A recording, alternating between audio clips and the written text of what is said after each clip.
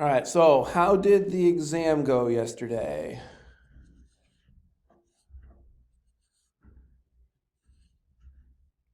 Some did good, some did bad. I did go through and grade most of them, so there were some typing ones that I gave some people some points back.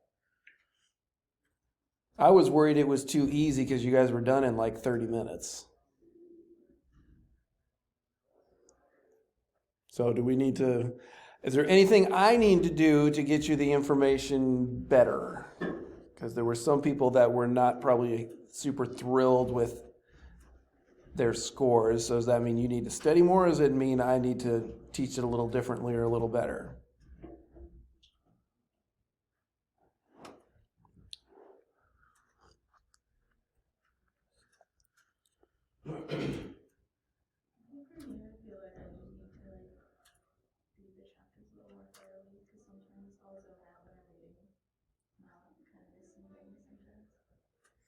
I very much encourage the summary questions at the end.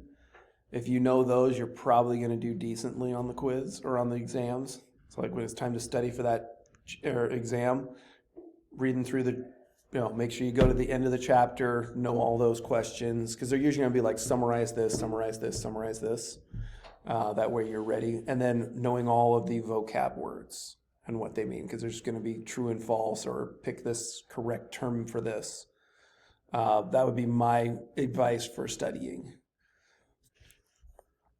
All right, so we're going to talk about, I apologize, I'm going to be sitting down today. I was doing an elementary lecture a little bit ago, and I was all over the room. So I'm kind of tired, and my voice is I'm having kind of the same thing as Caleb, where my voice is a little scratchy, which is why I'm drinking something.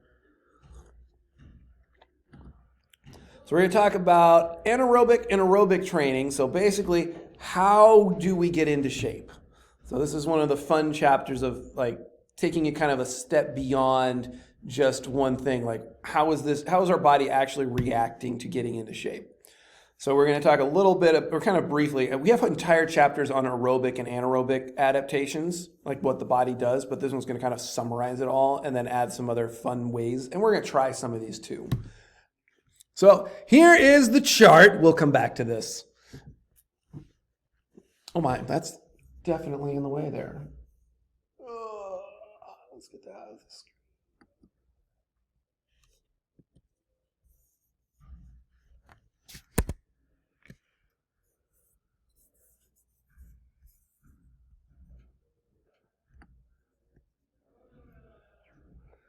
Is that out of the way enough you can see it? Or it's out of the way? Or is it still up there? All right, so this is the pretty much how we get into shape chart. So for your VO2 max to go up, you're going to have the stroke volume of your heart's going to go up. Your brain's going to tell you, it's going to take some central nervous system, it's going to add some different chemicals, it's going to add for more contractibility of your heart, and that's going to increase the stroke volume, which is going to increase your VO2 max. And we got all things. We're going to go over a little bit more of this. So just remember, here's the chart of everything. We're going to come back to it and give you more details. And so we'll learn a bit more. So your body's adaptations for aerobic training. So when you run, when you do distance running, when you're training for soccer, training for basketball, the cardiorespiratory system is going to increase the more exercise you have. So when your coaches are making you do I hate the term suicides. I call them ladders. I usually do a thing called Sweet 16s instead. Same amount of work, and without that terrible phrase. But as your coach is making you do this is the reason that they're doing it. So your cardiorespiratory endurance is going to go up. So your ability to do a sustained, prolonged, dynamic exercise, so be able to play soccer, be able to play basketball, are going to improve your cardiovascular system, your respiratory systems, your muscular system, and your metabolic system to be able to make all those exchanges between your oxygen and all the way to your muscles and getting all the byproducts out of your system. All those things are going to get better. Your endurance training capacity is going to increase your VO2 max. And submaximal in training is going to have a lower heart rate at the same submax intensity. So we would put you on a treadmill at 70%. And then your heart rate's going to get lower at that 70% range the more you do that. And hopefully we'll have time to actually try putting you on an exercise bike and trying to do a more submax test where we're testing your heart rate at a certain level, how we would actually test that. So here is the changes of VO2 max after 12 months of endurance training. So the endurance increased from 44 is the VO2 max pre-training. So after a year of endurance training, it went up to 57 is what I have here. So a 30% increase. The peak speed also was increased from about, they call it 13 kilometers to about 16 kilometers. So that gave it from 8.1 miles per hour to 10 miles per hour. And when we do our VO2 max test, that'll make a little more sense because you're going to do one step to the next step to the next step for each speed and hill that we're going to have people do. So the major things that happen with your cardiovascular system is your heart is actually going to get slightly bigger, not like you don't want an enlarged heart. That's a major medical condition. Caleb, could you close the door so the basketballs aren't bouncing too much on us here? Thank you, sir. That also means as long as hopefully you can still get out because it locks from both ways. Heart rate, cardiac output, blood flow, blood volume, red cells are all going to go increasing. So more details about that. So as your oxygen transport system gets better and the Fick equation, pretty sure that was one of your quiz questions yesterday, or your exam questions talked about the Fick equation. So the VO2 is going to go up with your stroke volume, heart rate, and then your VO2 different, AV, atrial, ventricular O2 difference. All those things together are going to get your VO2 max to go up. So your heart size will increase as in the mass of it. The muscles actually in the heart are actually going to get bigger and stronger slightly. Again, they say there is a major thing, but these are just the basic ones here. So the heart mass is going to go up. The left ventricle chamber size is going to stretch and get a little bigger. Your pulse rate is going to go up. Your cardiac hypertrophy, say very minor, is going to make for more muscle, which means it can push more blood out. So that makes the stroke volume go up. So they call this kind of the volume loading effect of your heart rate, or of your heart. So this would be runners, cyclists, and strength athletes. So let's see, make sure I have this one. So their difference from percentage control. So they had like a control runners, people that did not do anything. So sedentary controls, there we go. Sized matched sedentary controls. The percentage and difference of the left ventricular internal diameter, the mean wall thickness, and then the left ventricular mass. So it's interesting if you take someone who's not active at all. Their left ventricular, what they call it, internal diameter, is only 10% bigger in runners and cyclists. And it's very little difference between the left ventricular and a sedentary person. Where we get difference here is this median wall thickness, so that'd be in between the ventricles, which when you look on the heart, there's like a big chunky area in between, and that's where a lot of the muscle, and that's the part that actually gets a little thicker the older you, or the more exercising you do. So runners have, at least in that median wall, are not quite 20%. Cyclists actually are going to be even higher, are going to have a bigger change in their actual heart.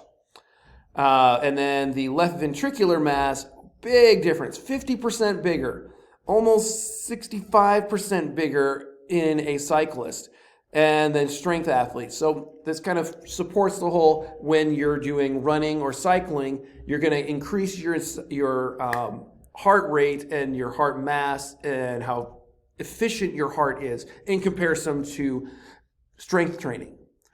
So that's why we need to have both when we're trying to do something like that. But I do find it fascinating in this picture here that cyclists have a bigger heart than runners. I would have actually thought it the opposite, because it seems like a runner is going to use more of their body when they're running, because you run with your arms and your legs and you're maneuvering your body. But when it comes to just the heart itself, cyclists get their heart rate up longer, sustaining apparently than a runner does, and it looks like by a 10% margin. So pretty fascinating there. Would love to get my mother on an actual exercise bike. She's currently doing a modified biking thing called a new step. But I was hoping when she was here I could get her on one of the exercise bikes, and her knee just didn't handle it. So as we were saying, stroke volume goes up after training, and there's all kind of the details of that. So the stroke volume adaptations tend to decrease the older you get. So as we were saying, and we'll have a whole lecture on age-related things, but the older you get, the more you need to do strength training to keep your way of life. Your body does not, or your cardiovascular system doesn't peak as high the older you get. That's kind of what that's saying there. So changes in stroke volume pre-training versus post-training. How long is it? Changes in stroke volume endurance during walking, jogging, running, or treadmill exercise increases those velocities. So the line graph here shows about 70 milliliters at 5 kilometers per hour and increases to about 110. And it kind of has a plateau value here for how much stroke volume. I have no idea how they measure this. It would be fascinating to know. And then the same thing, it kind of plateaus with somebody post-training. It doesn't give me how long this change was here, though. And there's the same thing in a more chart manner. You know, here's a graph, here's the chart of kind of the same thing. An untrained athlete, their stroke volume at rest compared to max milliliters per beat. Stroke volume at rest of a highly trained athlete compared to their maximum there. And that's why a person's resting heart rate is going to be lower as a highly trained individual. So resting heart rate is going to be low, about 1 beat a minute per week of training is how much it's going to go down. So if you're at 50 beats a minute or 60 beats a minute, after a week of training, it's going to go down by about a beat per minute. So that would actually be a fascinating thing we could probably test here, is getting your resting heart rate on the machine over there, having someone train for a week and then bring them back. Does it change? Did it go down by 1? Did it go down by 2? Did it go down by 3 after a month? Did it go down 4 or 5? That'd be fascinating to see. Your submaximal rate, so that heart rate for that given intensity there.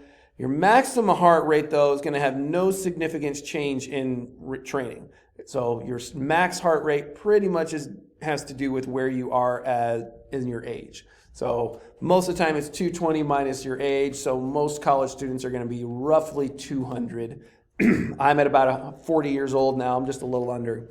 And so my max heart rate's about 180. So I remember going hiking with my cousins a few years ago. And as we're hiking up this, and I don't know how, one of my cousins is a road biker. We actually rode bikes on Sabbath this last week because he was here for the ordination service. But those guys can hike. I thought I was a decent hiker. These guys are just so fast. But I would be looking at my watch and seeing what my heart rate was. I'm like, oh my goodness, I'm at 180 hiking. I'm like, I'm getting old. So there are some different systems that your body's going to go through, and we'll talk about these sympathetic and parasympathetic things here. But so your heart rate is going to be the same at max here when it comes to your pre and post training, but it's going to go up sooner. So you're going to get to that maximum heart rate earlier rather than later in the testing. So each one of these are different steps that you would take in there, and say that'll make more sense when we do our entire thing there.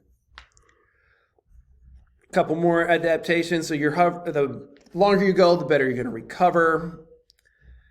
And that's where this recovery here. So they would test and say, and you'll get this on your VO2 max test, that how fast it takes your body to go back here. So these are usually, your changes recovery is about 4 minutes after an all-out bout of exercise is how long it takes you to recover.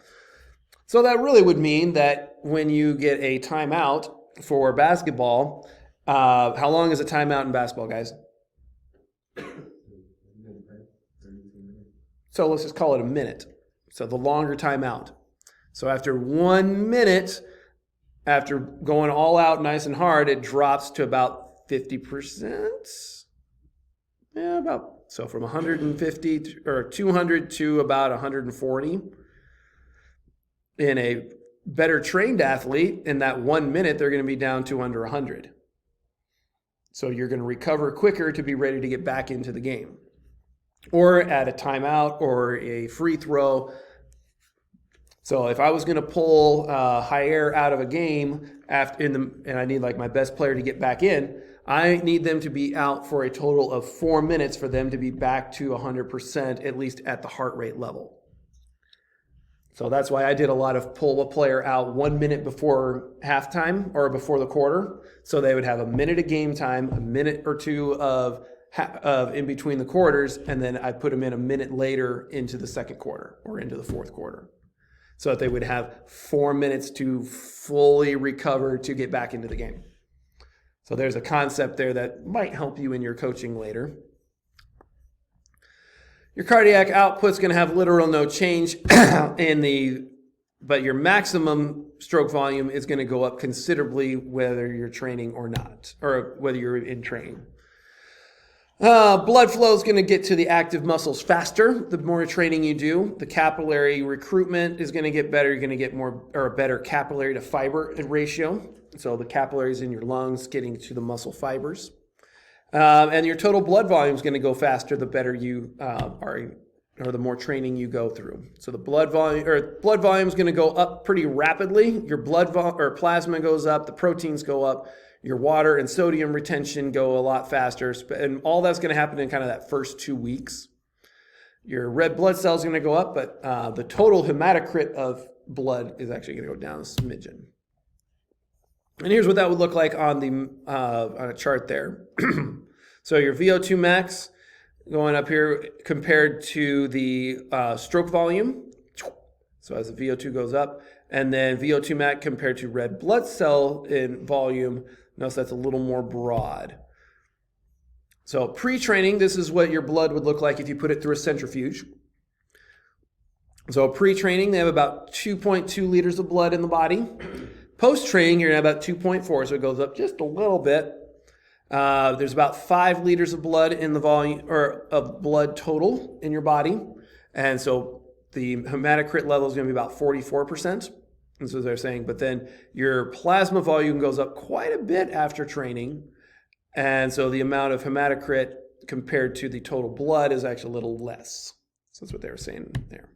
Take a standing break.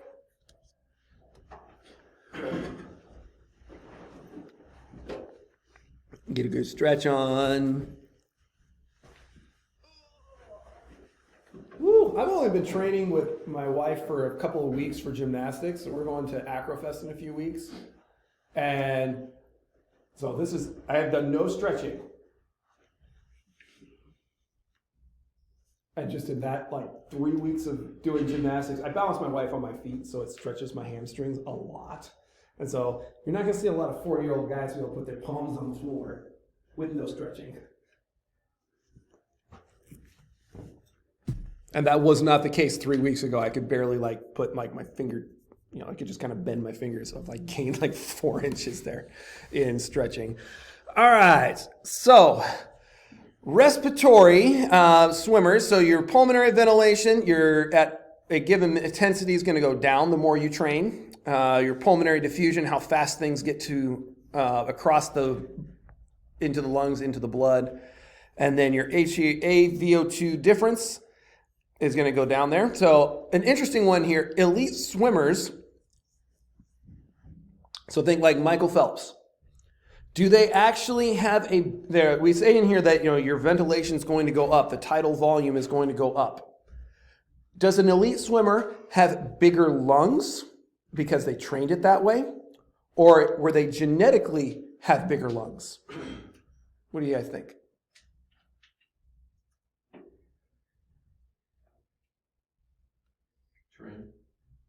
Training? I got 1 for training.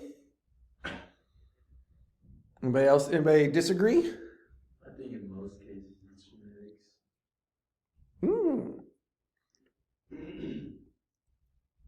Any ideas? It's one of those that they really have a hard time testing. How can you test genetics because they already are built that way? When you look at Michael Phelps, the dude is so long. His hands are bigger, his feet are bigger, but he has a very long torso as well. So a long torso, would that mean his lungs are bigger? or maybe even something like his diaphragm can flex farther. And that one I think would be more like Stephen was saying. The diaphragm being able to pull faster and get more lung capacity is probably more of a training thing. But is there some, I think it's a little of both. It's just one of those that we don't know the actual number there, like how much of it is training, how much of it is genetics.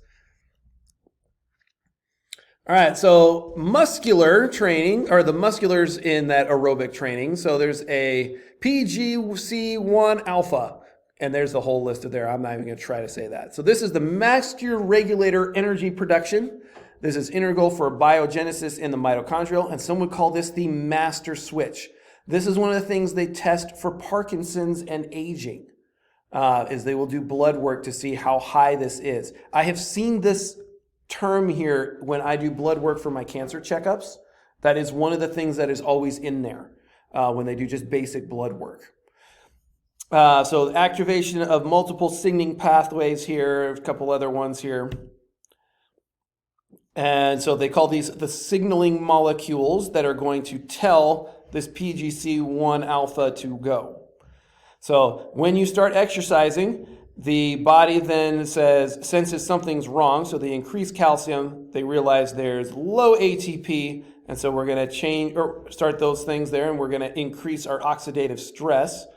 And that's going to take all these signaling molecules, and so these three in the middle here are going to tell the master switch to increase mitochondria health and improve. Then over time, you're going to change the muscle fiber types, which we've already talked about in this class. You're going to get better production of oxidative enzymes, so the proteins and everything for getting recovery. And you're going to increase your muscular endurance because of that. So that's why this is such a cool molecule here to be going through. And this is a very simplified chart, honestly. So we did say that your fiber type can change with aerobic training. Usually you're going to go from type 2 to type 1, so the more endurance muscle fibers. Your capillary supplies are going to go up. That could be a major key factor in your VO2 max, is that your capillaries are going to become more efficient and be better at supplying oxygen to the body. And then your myoglobin, part of your blood, is going to go up a little bit in production there. That's going to help increase the oxygen delivery to those mitochondria. The mitochondria function are going to increase in size and number. So there's some muscles that have more mitochondria than others. And then those oxidative enzymes we were just talking about there, so citrate and SDH, those will continue to increase even though your VO2 max plateaus.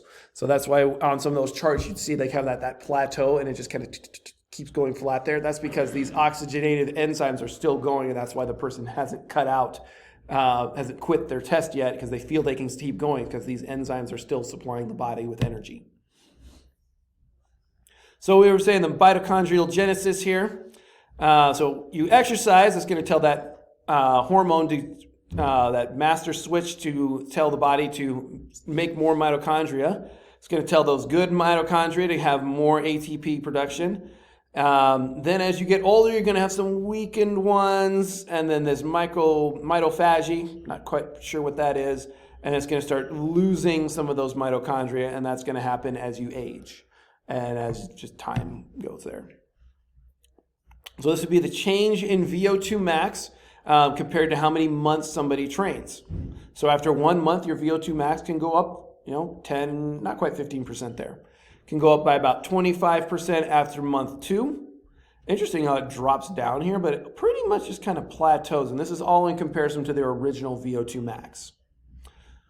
So interesting that you can push almost 30% change there. So if you have a VO2 max of 40, you could get up to a VO2 max of 60, which is fairly high. So let's see what this says here. During the 7 months of swim training, interestingly, although the enzyme activity continues to increase with training, the swimmer's maximal oxygen uptake appears to level off after about 8 to 10 weeks of training. So this implies that the mitochondrial enzyme activity is not directly related to whole body capacity. So there's the enzyme activity. And here's one more. Training distances compared to months of training. Graph shows the progression of swim training discussed in the last two. The first month they did 2,000 meters per day, then up to 4,000 meters in. Man, have any of you ever tried to swim 1,000 meters in a day? It takes my wife like 45 minutes to swim 1,000 meters. Like she'll do it in like this pool here, and it takes her probably 40 to 45 minutes. I can only swim for about 20. So just to give you kind of an average person, and my wife's a decent swimmer, but she doesn't do it a ton. But whenever she does exercise, so that'd be like an hour and a half for her. And then, goodness sakes, 8,000 meters a day. Whew, that's a lot of swimming. So this would be untrained, moderately trained joggers, and highly trained joggers. So this would be their enzyme levels for oxidative production of ATP. So that's what they were testing here. Quite a bit more in the highly trained person, almost more than double. This would be the citrate, same thing in joggers of untrained, moderately trained, highly trained. Apparently goes up pretty fast here in the citrate. All right, last little bit of metabolic here. Don't close it all the way or you'll get locked out.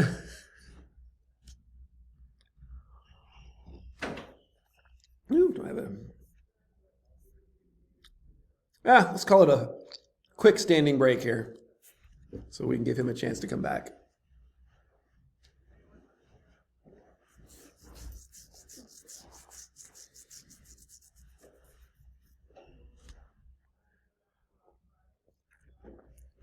So, Beto, is soccer done? Or you got a few more games? One more game on Sunday, then we're done. You going to make playoffs? Oh, mathematically we're still in there, but very slim chances. You would have to win all of them and someone would have to lose all of them to make playoffs? Yeah, pretty much has to be like a big upset. I think like probably Christian has to be like so good, which is not going to happen. Okay. That. All right, so we've already kind of talked about this. Your lactate threshold goes up as your VO2 max goes up, and your resting or your RER is going to go down the more active you are, or the more training you do. And here's what that would look like in the chart. Here's the lactate threshold for an untrained individual and untrained compared to a trained individual. Interesting, also the maximum here. At 100%, the lactate threshold is a lot higher, or the highest amount of lactate is much higher in the untrained person at 100% of their VO2 max. And same concept, but this would be on where their lactate threshold is compared to where they finish. Notice they killed the test earlier in a untrained individual as well. So resting and submaximal change, again, on the metabolic side. So the submaximum is going to be slightly lower with training, and your max is going to be slightly higher. All right, back to the chart. So this is that same chart that we started off with. So for your VO2 max to go up, we talked about our stroke volume, and we've had the AVO2 difference. So the central nervous system is going to tell the atrioles to work harder. The heart's going to pump faster. It's going to give more dilation, more stroke volume. Yep, we're going to keep on going because we're running low on time here to get through the rest of this. 15 slides in 15 minutes. So adaptations to aerobic training are more on the metabolic side. So the long-term improvement is going to have the highest possible VO2 max. It's going to be able to take about 12 to 18 months of training. After that, it's going to be pretty much as high as you can get unless you detrain. And then you can build it back up again. So performance though will continue to get better. So a highly trained athlete, an Olympic level athlete, they're still going to start getting better times, but their VO2 max is probably not going to go any higher. And this is because their lactate threshold continues to increase after that 18 months of training. So that's how you're going to get more world records in swimming or in running, is going to be because of that. And Katie Ledecky, holy cow, that woman, how that girl can swim. She must have a lactate threshold that is so much higher than any other person. is how she can swim so much faster. Because you can only train so much in your VO2 max, but for some reason she can push harder, and so she's got like 19 of the top 20 1,500 meter swims all time in the last like 8 years. It's just mind-boggling how that. But one of the possible things is her lactate threshold is higher than any other person, and so therefore she can push harder than anybody else. So training status, we're going to do that, and hereditary, at least on here it says hereditary is going to make a difference to where that lactate threshold can be. Changes in race pace with continued training. After maximum oxygen uptake stops increasing beyond 71. So this would be after they get to a VO2 max of 71. So their VO2 max 75% would be at about 15 kilometers. 88 is going to be about here. And notice that it's a very linear relationship between these after you get to that point. So once you get to your VO2 max, your maximum uptake is going to be very, very linear at that point. Come on, keep going. There we go. So training status with your pre-training VO2 max is going to be very relative depending on that person's fitness level. And when you have clients that come in or players that come in and you actually test them, the more sedentary the individual, the greater VO2 max increase they're going to have. A more fit individual is going to have a much smaller increase there. Hereditary does have a finite range, genetics here, and so they think, say they're not 100% sure about this, 25 to 50% of the variance of your VO2 is going to be hereditary. So that kind of goes back to that, is an Olympic swimmer, is it hereditary or is it trained? 25% of it can be hereditary to 50%. They're not 100% sure. Interestingly enough, VO2 max is more similar for identical twins than fraternal twins. So there tend to be some genetic reason for why your VO2 max is what it is, and they can tell that a little better. So it's kind of an interesting one there. A little more on the twins thing. So this would be comparisons in VO2 max between twins and then non-twin brothers. So monogamous twins, I believe, would be fraternal twins. Red would be identical twins. And then non-twin brothers are going to be all over the place when it comes to this one here.